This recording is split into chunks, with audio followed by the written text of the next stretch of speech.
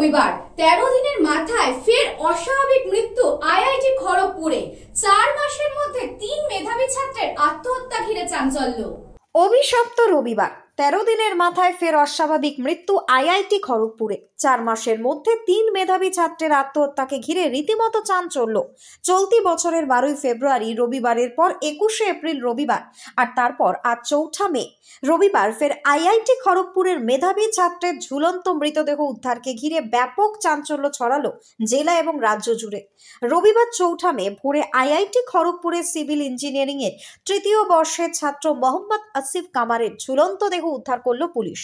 Asif IIT খড়গপুরের Madan Mohan Malviya হলের STS ব্লকের 134 নম্বর রুমে থাকতেন বলে পুলিশ সূত্রের খবর।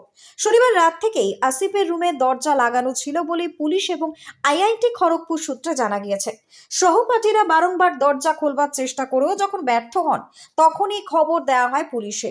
ভোর 3:30 নাগাদ আইআইটি ক্যাম্পাসের মধ্যে থাকা হিজলি ফাঁড়ির পুলিশ গিয়ে রুমের দরজা ভেঙে আসিফের ঝুলন্ত দেহ উদ্ধার করে খড়গপুর মহকুমা হাসপাতালে পাঠালে চিকিৎসকরা মৃত বলে ঘোষণা করেন। আসিফ বিহারের শিওহর জেলার গারাহিয়ার গ্রামের বাসিন্দা বলে পুলিশ সূত্রে জানা গিয়েছে। ইতিমধ্যে পুলিশ এবং আইআইটি কর্তৃপক্ষের তরফে তার বাড়িতে খবর দেওয়া হয়েছে।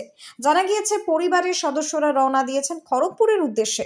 পুলিশের প্রাথমিক অনুমান আত্মহত্যা হলেও ঘটনার সরেজমিনে তদন্ত শুরু করা হয়েছে বলেই জানিয়েছেন জেলা পুলিশের এক আধিকারিক। পশ্চিম মেদিনীপুর থেকে সুকুমার সেনাপতির রিপোর্ট, নিউজ বঙ্গ টাইম।